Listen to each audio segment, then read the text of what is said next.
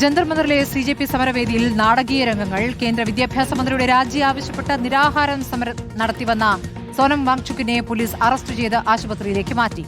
ഇതിനിടെ പ്രവർത്തകരും പോലീസും തമ്മിൽ ഉന്തും തള്ളുമുണ്ടായി.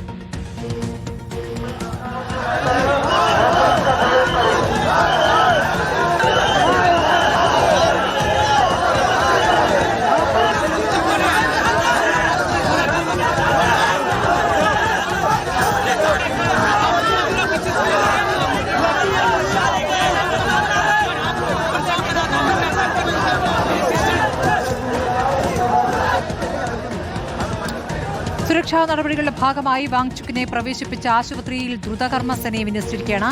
സോനം വാങ്ചുക്കിന് പകരം അഭിജിത് ദീപ്കെ നിരാഹാരം തുടങ്ങിയിരിക്കുന്നു. പോരാട്ടത്തിനിറങ്ങാൻ യുവാക്കളോട് അഭിജിത് ദീപ്കെ ആഹ്വാനം ചെയ്യുകയും ചെയ്തു. യോഗേന്ദ്ര യാദവ് അടക്കം നേതാക്കൾ വേദിയിലേക്ക് എത്തിയിരിക്കുകയാണ്. സമരവേദിയിൽ നിന്നും ആദിൽ പാലോടുണ്ട്. ആശുപത്രിയിൽ നോബൽ മാരിക്കാരനും ആദ്യം സമരവേദിയിലേക്കാണ്.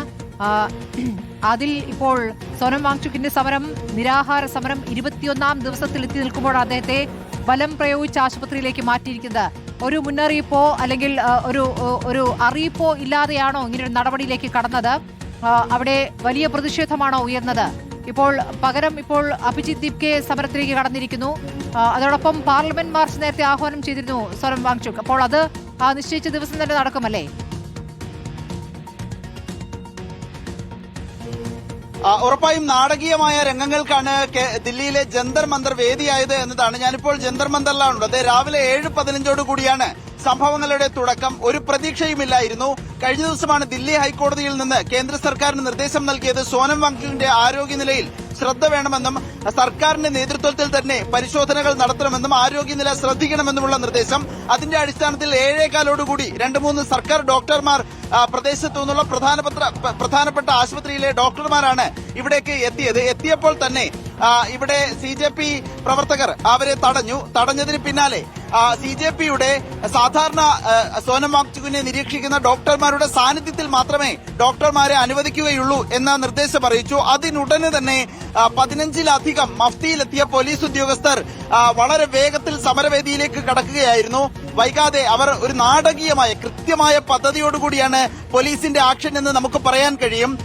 15-ലധികം ഡൽഹി പോലീസ് ഉദ്യോഗസ്ഥരാണ് എത്തിയത്.